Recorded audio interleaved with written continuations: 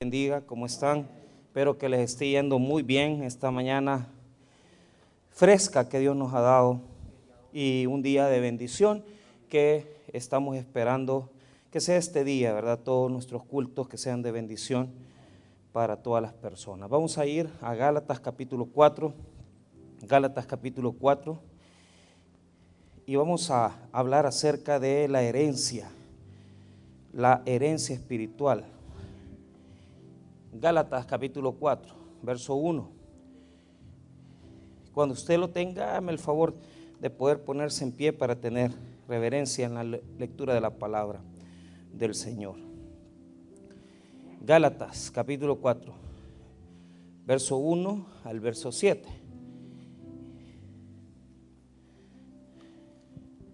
Muy bien, dice la palabra de Dios. Pero también digo, entre tanto que el heredero es niño, en nada difiere del esclavo, aunque es señor de todo, sino que está bajo tutores y curadores hasta el tiempo señalado por el Padre. Así también nosotros, cuando éramos niños, estábamos en esclavitud bajo los rudimentos del mundo. Pero cuando vino el cumplimiento del tiempo, Dios envió a su Hijo, nacido de mujer y nacido bajo la ley, para que redimiese a los que estaban bajo la ley, a fin de que recibiésemos la adopción de hijos. Y por cuanto sois hijos, Dios envió a nuestros corazones el Espíritu de su Hijo, el cual clama, Abba Padre. Así que ya no eres esclavo, sino hijo, y si hijo, también heredero de Dios por medio de Cristo. Oremos. Padre, te damos las gracias por una mañana de bendición, por una mañana en donde esperamos, Señor, que podamos recibir todas tus provisiones espirituales. Oramos, Señor, para que ministres nuestras vidas, nuestros corazones, algunos que tal vez están pasando por situaciones complicadas, problemas, circunstancias. Oramos para que tú nos animes y nos ayudes a salir adelante. En el nombre de Jesús, amén y amén. Tomen asiento. Muy bien. La epístola a los Gálatas nos habla acerca de un grupo de personas que habían llegado a entorpecer el cristianismo y el ministerio de Pablo, por ende. Lo que estaba pasando en este lugar es que había un grupo de personas que estaban tratando de regresar a los cristianos a las prácticas judías. Y lo que está sucediendo es que les obligaban a que si ellos querían ser creyentes en Cristo, tenían que hacer cierto tipo de acciones para también estar en comunión o en la salvación. O sea, cuando usted le agrega a la salvación por fe una acción, ya sea que se circuncide o que usted cumpla rituales en el templo, usted está retrocediendo en Cristo, porque la palabra de Dios dice que la salvación es por fe y por gracia. Y esto, hermano, lo entendemos claramente por medio de las epístolas de Pablo. Nosotros no tenemos que hacer ninguna obra más para adquirir salvación. Pero esto, pues, algunas veces se malinterpreta, porque las personas, al pensar de que están en una acción de salvífica de Cristo, el hecho de que nosotros no tengamos que hacer una tan sola obra para salvarnos, no quiere decir que nosotros no vamos a cuidar nuestra santidad. Y esto es algo que tenemos que tener claro. El hecho que Cristo nos haya llevado y nos haya sacado de las tinieblas para poder habitar en su reino, no quiere decir que nosotros vamos a tener una vida simple y sencillamente mundana. Yo soy salvo, yo creo que Cristo es mi salvador. Sí, pero la salvación verdadera y real genera obras de gracia, obras de misericordia. ¿Por qué razón? Porque a eso nosotros le llamamos santidad y le llamamos regeneración.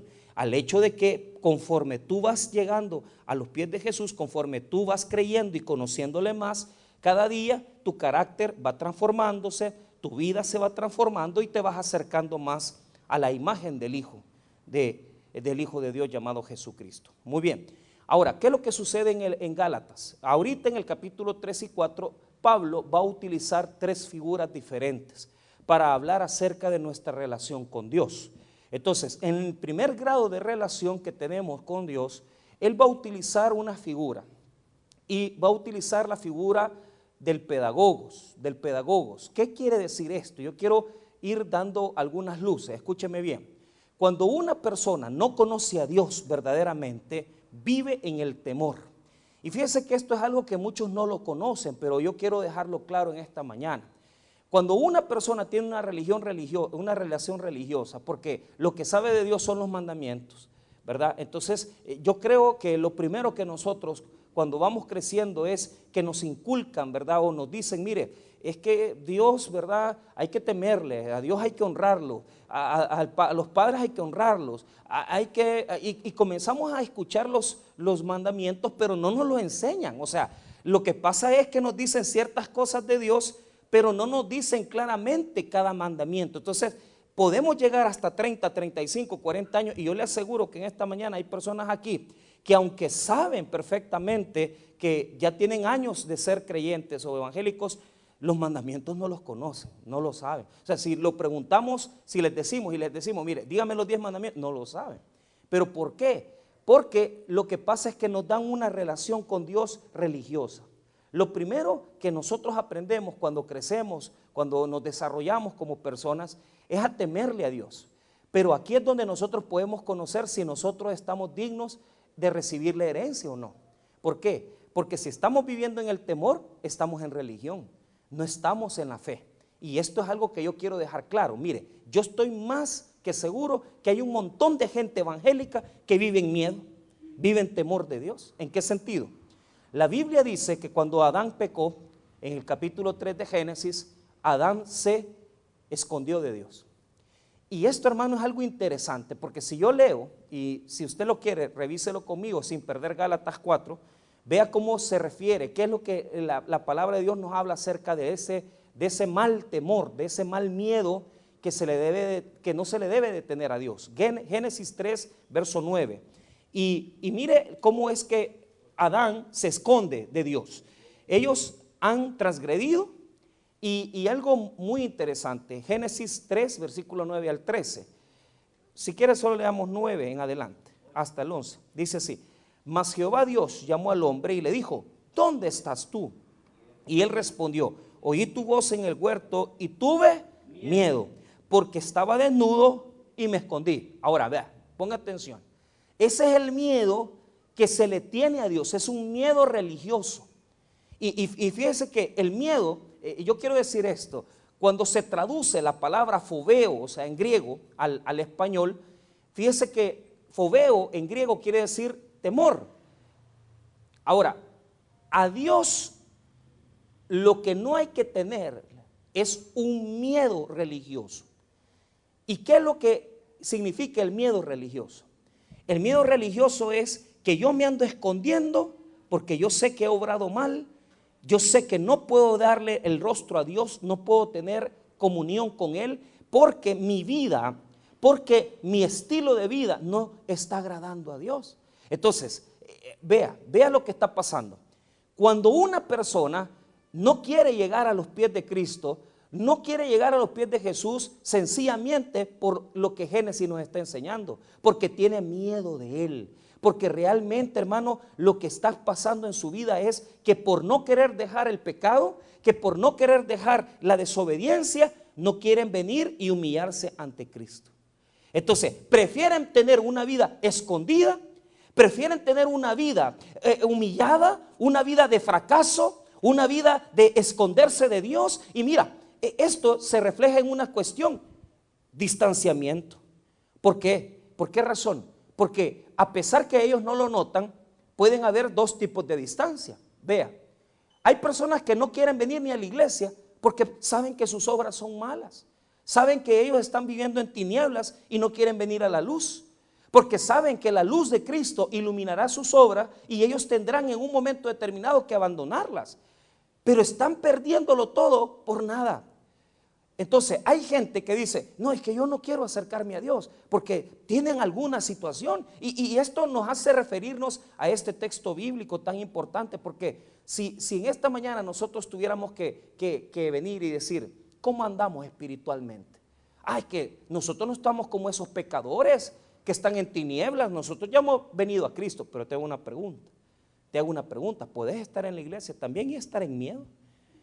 Porque mucha gente está en la iglesia pero conocen a Dios, a un Dios religioso, a un Dios de la religión, a un Dios que castiga, a un Dios que humilla, a un Dios que si haces algo malo te va a hacer pedazos, a un Dios que estás aquí, pero estás en esta mañana no con gozo, estás con un espíritu religioso. ¿Por qué razón? Porque has venido primero fracasado en tu vida, porque aunque sos cristiano, supuestamente sos creyente, pero estás viviendo en pecado, te estás escondiendo de Dios, no querés abandonar las cosas y lamentablemente tu relación con Dios es dominical.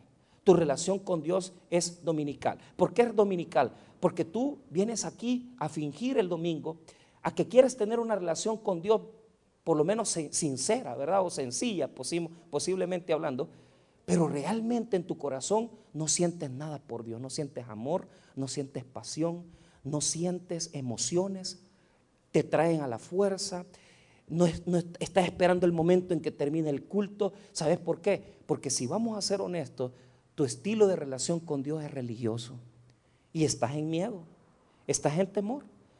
Entonces, ¿cuánto creyente en esta mañana hay que decirle lo que le dijo Dios a Adán? Lo que le dijo Dios a Adán. ¿Dónde estás tú, Adán? ¿Dónde estás tú? Y de verdad que algunos aquí se están escondiendo en muchas cosas, se están escondiendo en sus ofrendas porque piensan que están ofrendando, entonces están bien con Dios. Se están escondiendo en su ministerio porque sirven y piensan que porque están sirviendo están haciendo las cosas bien para Dios y se están escondiendo en su servicio. Pero realmente no tienes comunión con Dios, no tienes una comunión con Dios. Estás en religión, no estás en fe, estás en religión. ¿Y qué es lo que sucede? Construimos una vida farisaica, una vida donde aparentemente estamos en las cosas de Dios, pero realmente no tenemos comunión con Él. Y esto es lo que le pasó a Adán. Adán se vio desnudo. Y vea, ¿por qué? ¿Por qué es que el texto bíblico de Génesis habla de esto? Porque vea, cuando nosotros venimos y sabemos que la hemos regado y sabemos que estamos desnudos, ¿qué significa esa desnudez? Significa que nuestra conciencia nos revela que hemos hecho cosas malas. No es desnudarte físicamente, es desnudarte interior, íntimamente. Y que ya no puedes ante los ojos de Dios esconderte, porque Dios sabe lo que eres, sabe lo que somos. Entonces, ¿cuál es el problema? ¿Qué hizo Adán cuando se vio desnudo? Y Dios le dice, ¿dónde estás tú, Adán? ¿Sabe qué es lo que hizo? Se fue a sacar unas hojas de higuera y se las puso para taparse él y su mujer. ¿Qué es lo que sucede? ¿Qué representa las hojas de higuera? La higuera en la Biblia representa religión. Y mire, que hay tantas personas que tienen hojas de higuera porque ocupan sus ministerios, ocupan su predicación, ocupan el evangelismo, ocupan el venir el domingo a su culto y eso lo quieren poner como tapón, lo quieren poner como tapadera de su vida espiritual real. Pero cuando te das cuenta en tu interior, tú sabes y Dios sabe que no estás bien con Él, estás separado, estás en religión. Entonces, la Biblia nos habla de ese miedo que no debemos de tenerle a Dios, porque a Dios hay que tenerle un temor pero reverencial, un temor respetuoso, un temor respetable. ¿Por qué razón? No es miedo de huirle a Él, es un temor de respeto que yo ante mi Padre, ante los ojos de Dios, de mi Padre, yo quiero ser obediente ante Él, yo quiero ser fiel con Él, yo quiero, ¿cómo va usted como hijo? O si usted se acuerda cuando era joven, ¿cómo usted se iba a poner frente a sus papás a fumarse un cigarro? Hoy ya no importa, porque hay muchos papás que hasta los dejan fumar en su presencia. ¿Cómo usted iba a venir a tomarse una cerveza en frente de su papá? Eso no lo iba a hacer. ¿Por qué? Porque usted tenía un temor reverencial. Usted le amaba a él, usted amaba a su padre, usted amaba a su madre, pero usted sabía que esas cosas no las iba a hacer. Ese es el temor de Dios. Ese es un temor reverencial hacia Dios, no es un temor de miedo, que me voy a andar escondiendo, que me voy a andar apartando, que no quiero que me vea. Y mira, ¿qué es lo que demuestra ese miedo? ¿Qué es lo que demuestra ese temor? Demuestra que no estás amando, que no estás en amor. Y como no estás en amor, estás en religión. Porque escucha este texto que te voy a leer en 1 de Juan 4:18. No lo busque, yo lo leo. Escuche, en el amor no hay temor, sino que el perfecto amor echa fuera el temor. Porque el temor lleva en sí castigo de donde el que teme no ha sido perfeccionado en el amor. ¿Por qué? Mire lo que pasa. El amor echa fuera el temor. ¿Por qué razón? Ponga atención. Porque usted siente toda la vida que Dios lo va a castigar. Porque usted siente toda la vida que si hace algo, uy no, vamos aquí, vamos allá, porque Dios nos va a castigar, me puede, y mire, nosotros como religiosos somos especialistas en meterle miedo a la gente. Te puede quitar tu negocio, te puede quitar un hijo, te puede quitar una hija, te puede matar. ¿Cuánta gente piensa así de Dios? Y mira, están viviendo una vida tan religiosa que no se gozan en Dios. No se goza. Seamos honestos. ¿Cuánta gente en esta iglesia viene a la iglesia, viene al templo, viene al culto porque son religiosos? Amor no tiene porque no quieren venir. Vienen por miedo. No están en amor. No están en amor. ¿Y por qué no están en amor? Porque si estuvieran en amor, si estuvieran en amor, se notaría que en su corazón no cabe la pasión que tienen por Cristo, y que por la pasión que tienen nadie los puede parar, porque quieren servirle, quieren obedecerle, quieren serle fiel. Mira, yo me acuerdo cuando esa palabra que está en el libro de Apocalipsis a la iglesia de Éfeso, Dios tiene una forma característica de corregir. Primero, a las iglesias del Apocalipsis, que son varias, son 7, y les dice, vaya, les dice lo bonito, que has sacado a los falsos profetas, que has sido fuerte, has sido perseverante. Pero después de decirle lo bonito, les dice lo que les tiene guardado. Y cuando les dice lo que les tiene guardado, les dice cómo corregirlo. Entonces, a la iglesia de Éfeso le dice, oiga lo que le dice: has dejado tu primer amor. Era una iglesia que había sacado los falsos profetas, pero ¿sabe cuál es el problema? Han dejado su primer amor. Yo me acuerdo de mi primer amor, y no estoy hablando de mi primera novia, ¿verdad? Aunque realmente es romántico, ¿verdad? Porque uno se queda ahí, ¿verdad? En la ventana. Yo me acuerdo que iba a ver a mi novia, y con solo verla, que me hablara, ella abría la ventana de madera, éramos vecinos, y ella me hablaba, y yo me quedaba ahí, ¿verdad? Todo como que no tenía sentido, ¿verdad? La vida, y todo era ella en mi vida. Pero con Dios es lo mismo. Mira, yo me acuerdo cuando yo me convertí al evangelio. No, hombre, el bautismo, el primer servicio. Mira, yo estaba sirviéndole a Dios a los 8 meses. Así estaba ya en escuela bíblica. Yo no sabía nada de la Biblia. Pero estábamos en el primer amor, a donde no te importa nada, no te importan las consecuencias, no te importa el tiempo. Tú dices, no, hombre, hay que ir a la iglesia, hay que estar ahí, hay que servirle a Dios. Pero cuando ya llegas a un punto donde, ya no tengo tiempo. Es que mira, tengo que trabajar, es que no tengo chance, es que jamás no puedo ir. Ya el primer amor ya no funciona. Ya te volviste religioso, te familiarizaste con las cosas de Dios. Y entonces, como tenés la iglesia, tenés tu silla, estás aquí desde hace años, entonces piensas que ya lo ganaste todo. Yo quiero decirte eso no vale nada. Tú pudiste haberle servido a Cristo 20 años y no vale nada. Porque si no has hecho las cosas con amor hasta este día, entonces estás en religión. Porque yo puedo decirles algo, hermano. Tengo 22 años de servirle al Señor, pero hasta este día, después de 22 años de predicar el evangelio, siento lo mismo cuando voy a predicar. Una gran pasión por Jesús y miedo por lo que voy a predicar. ¿Sabe por qué? Porque no he dejado de amarle. Y si me dicen, vas a ir a tal lugar a predicar, vamos. Y si me dicen, vamos a ir. ¿Por qué? Porque el amor de Dios se tiene que acrecentar en nuestros corazones, en lugar de perderse, en lugar de volverse religioso.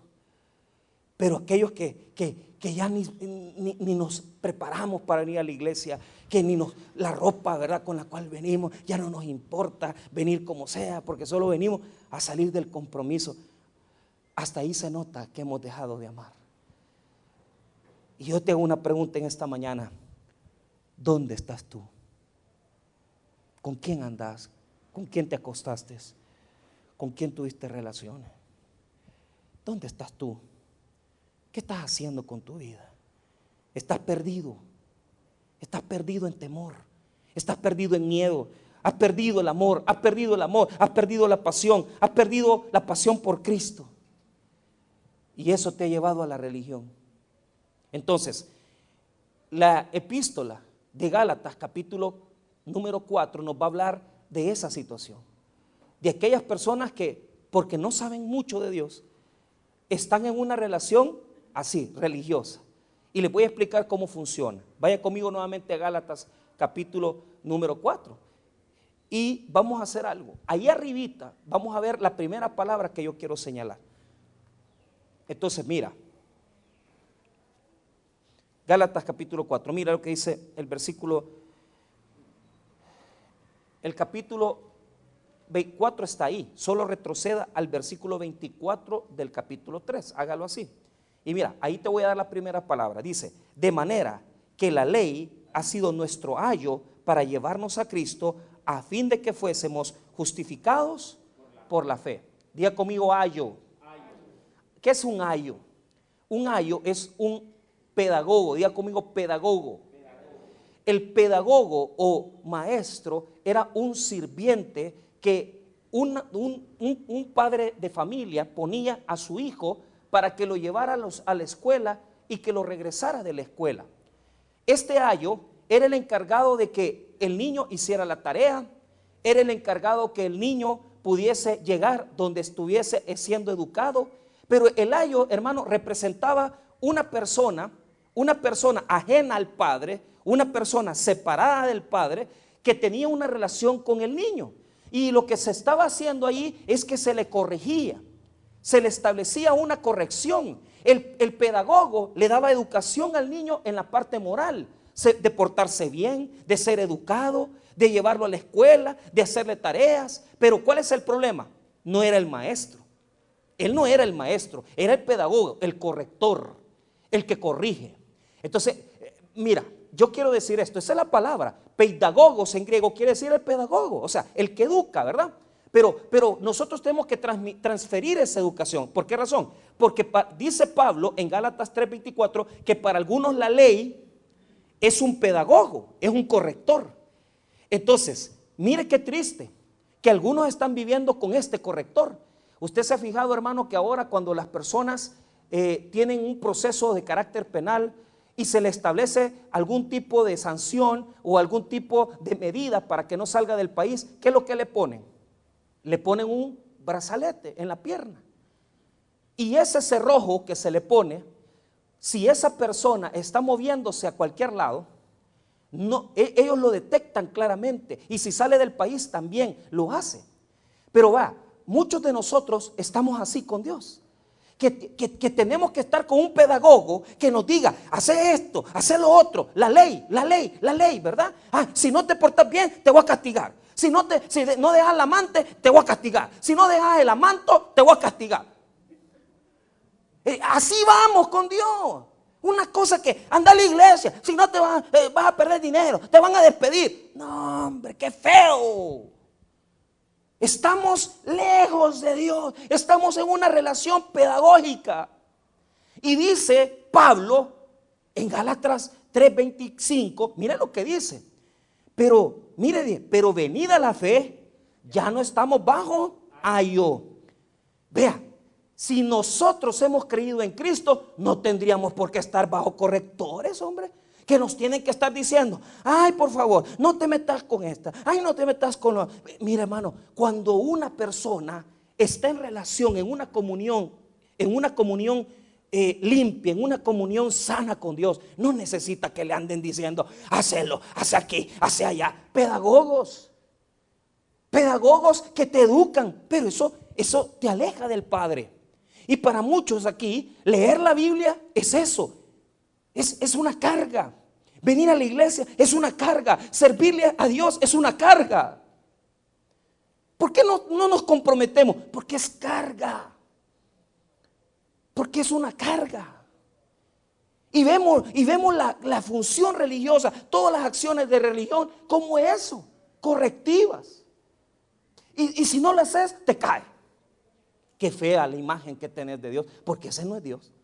Dios verdaderamente no quiere tener una función pedagógica con nosotros. Entonces, esa es la primera palabra que le voy a enseñar, pedagogo. Ahora, nos va a dar el ejemplo de un huérfano. El segundo ejemplo es un huérfano.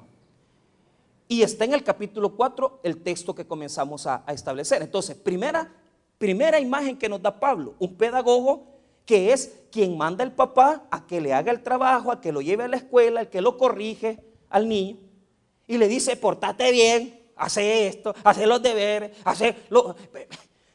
o sea, ¿será posible, hermano, que estemos gente en esta mañana aquí que así vamos con Dios? Que hacer, y que vaya, y que mire, que haga esto. No, hombre, si eso no debe de ser así, hombre.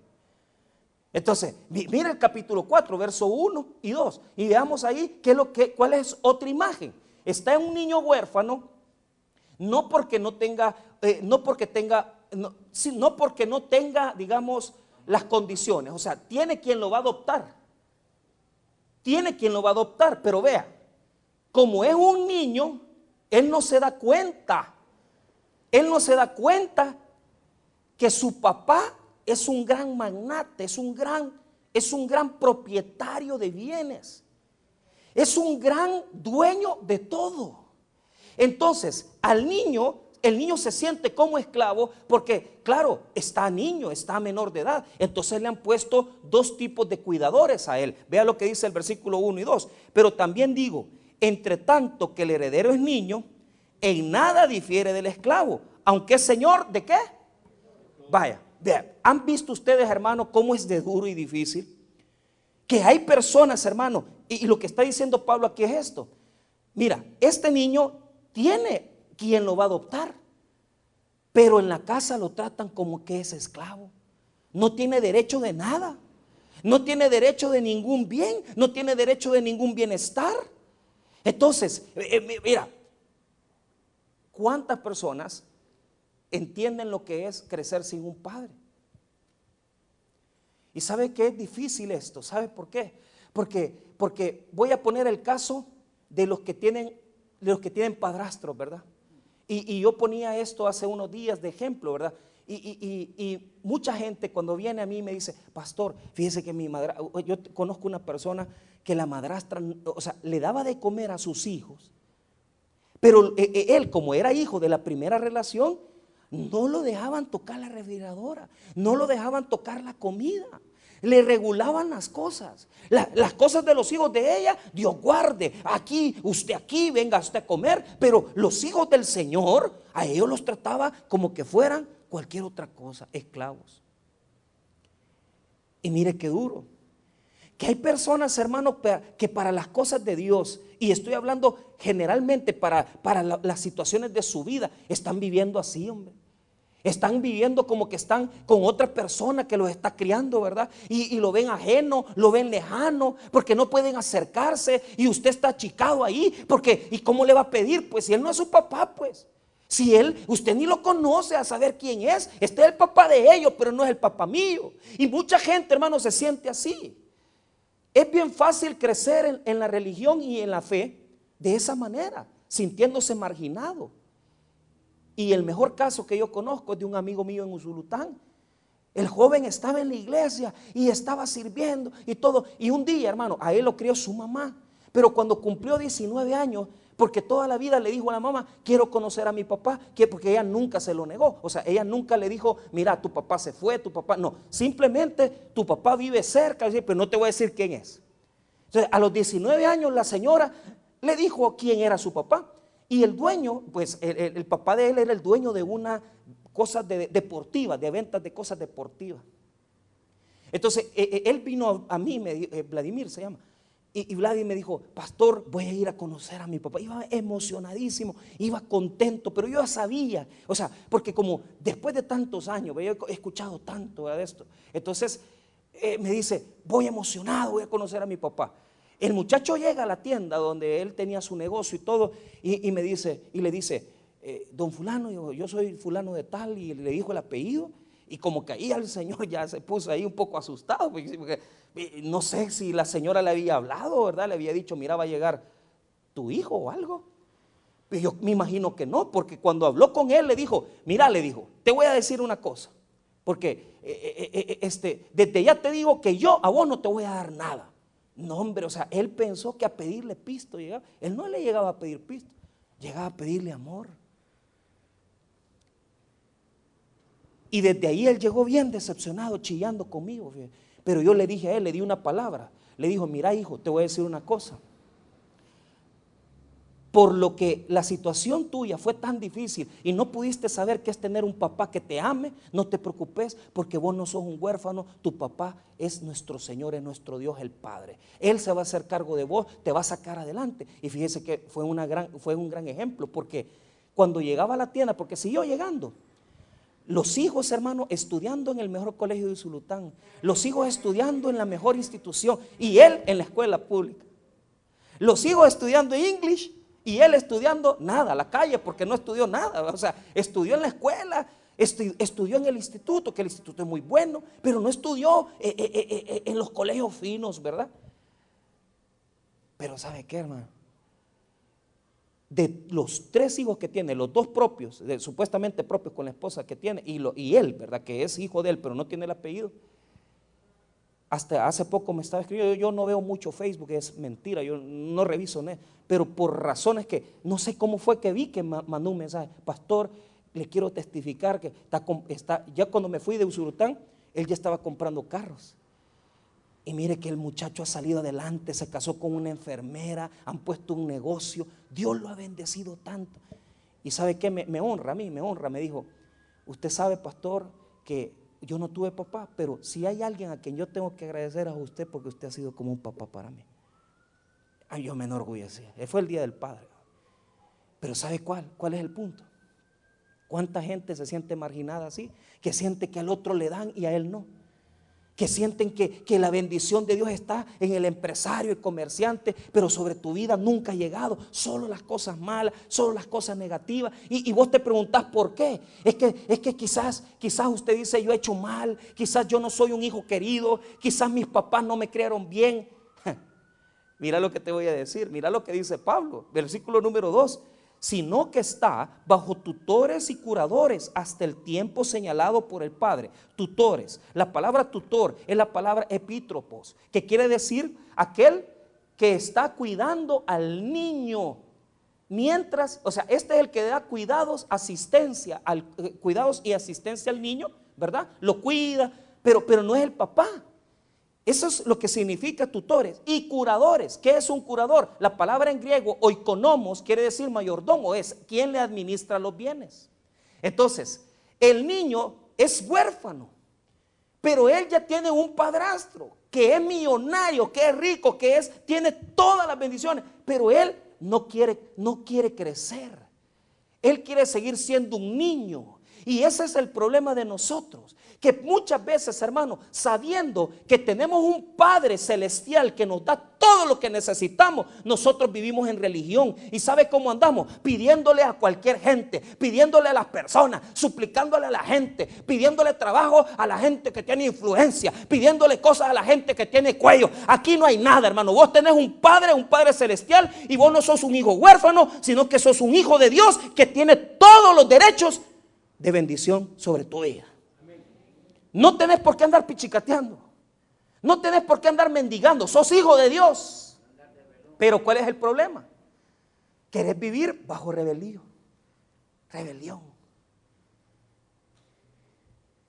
Y esto, voy a honrar esto, porque esto me lo enseñó el hermano Mario, me lo enseñó, y es una ilustración preciosa. No es ese Dios que te castigue y que te da garrote porque te quiere matar. No. Cuando usted es un hijo de Dios, Dios lo disciplina. Pero es tan bonita la disciplina de Dios que ustedes que tienen hijos, la mayoría de gente que tiene hijos, sabe, hermano, que es una vergüenza cuando un hijo, que tenemos hijos que tienen problemas, hermano, que yo creo que hay que amarrarlos a algunos, ¿verdad? Y que, pues sí, algunos hay que mandarlos a terapia, porque estos bichos, no, hombre. Yo creo que a los 18 años ya quemaron la primera casa, las primeras llantas. No, hombre, y son casos, ¿verdad? De casos. Pero lo que yo quiero decir es esto. Óigame bien. Cuando usted se porta mal su hijo, usted le pega enfrente de todo. Y que mira, que no. Venga papito, venga aquí, enciérrelo en el baño. Ese es Dios. Ese es Dios. No te quiere avergonzar, no te quiere humillar.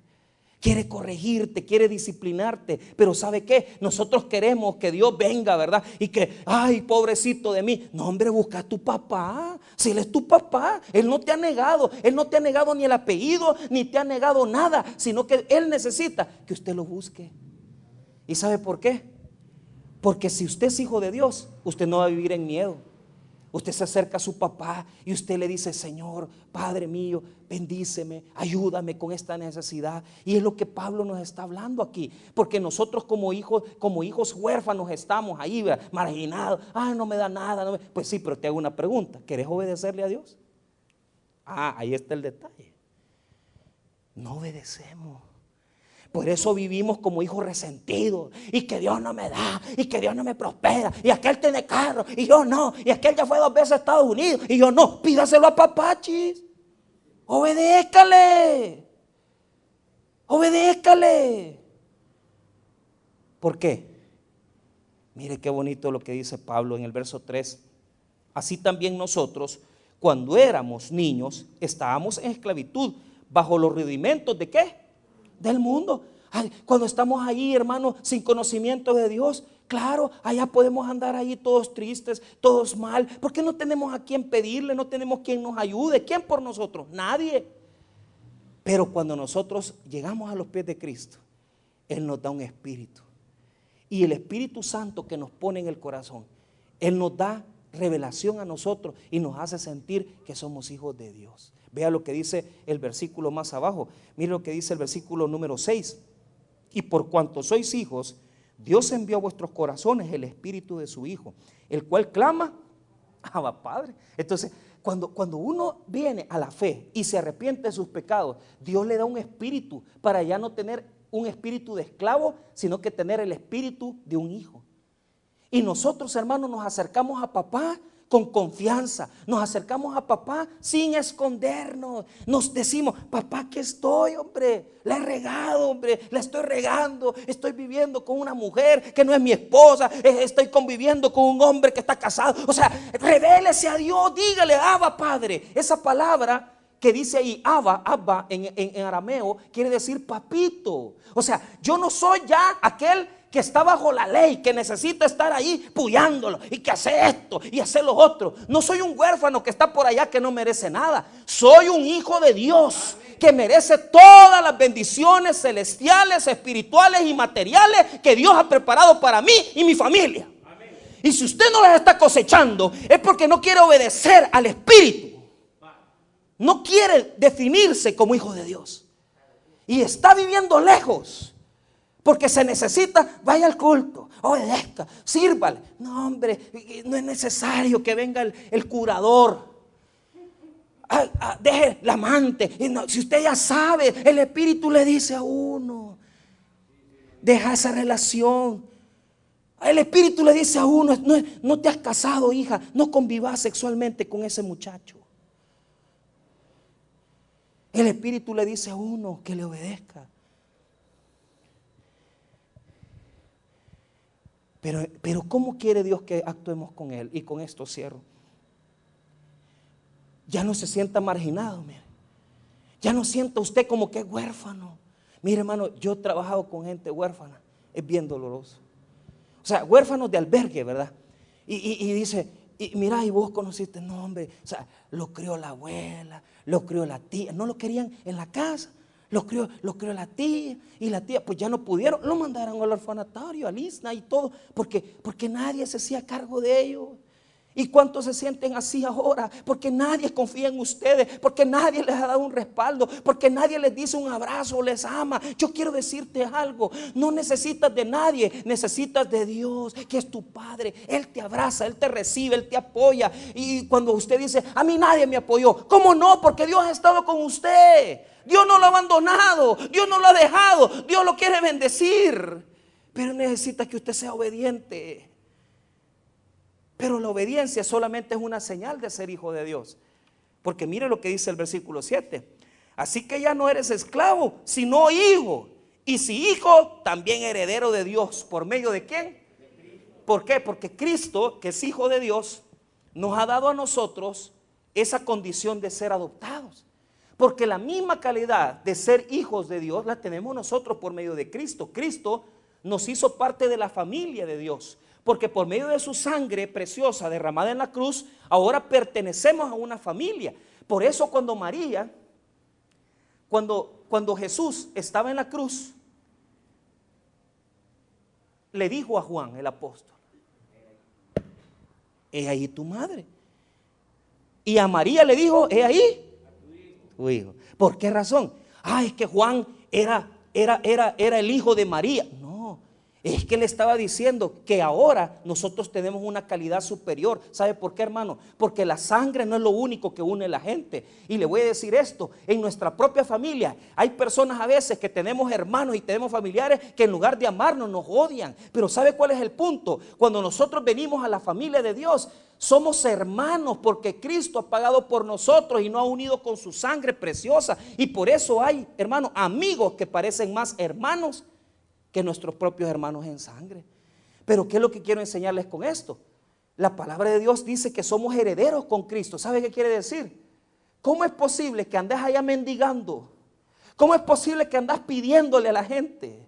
¿Cómo es posible que andas creyendo que el médico te va a curar? ¿Cómo es posible que andas creyendo que alguien va a hacer algo, que el gobierno va a hacer algo? Hermanos míos, escuche bien lo que yo le voy a decir en esta mañana. Escuche bien lo que yo le voy a decir en esta mañana.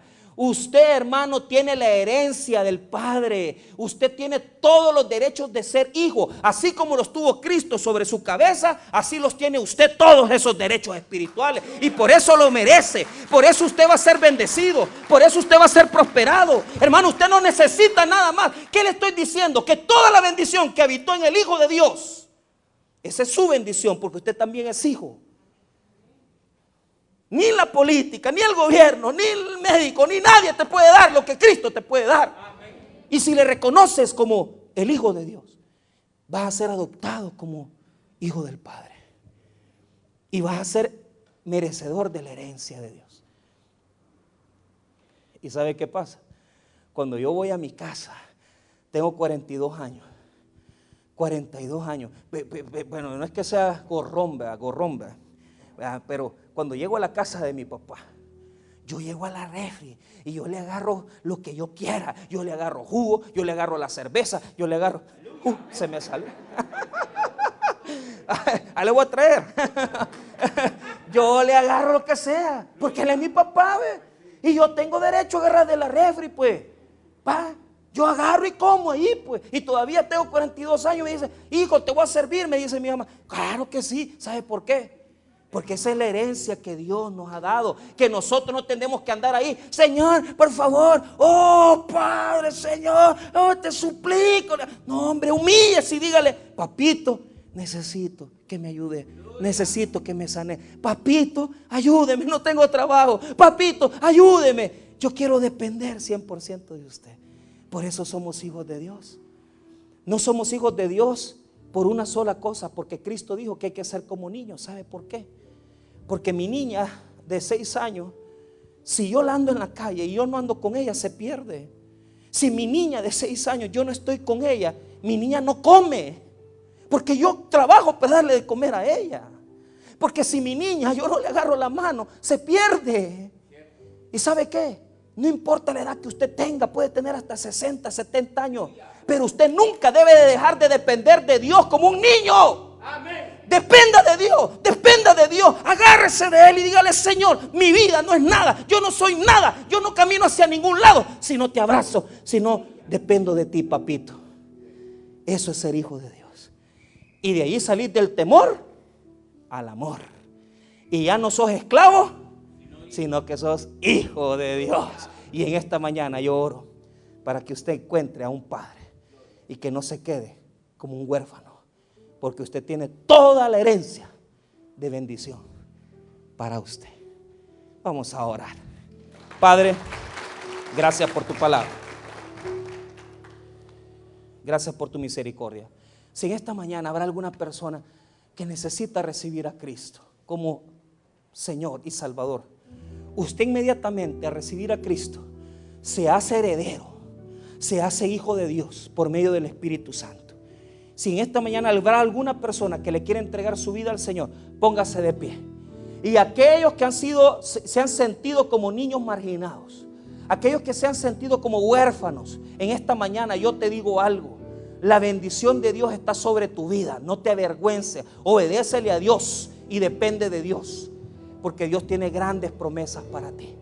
No te preocupes si tu padre humano te negó el apellido, si tu padre humano te rechazó, si en la tierra te han rechazado, no importa, porque Dios es tu Padre y en Él no te va a hacer falta nada. Él te va a bendecir, Él te va a prosperar, pero ámalo, sírvele, apasionate por Él, enciende el fuego y entrégate 100% a la obra de Dios, porque Él es el que te cuida. Eres dependiente de Él.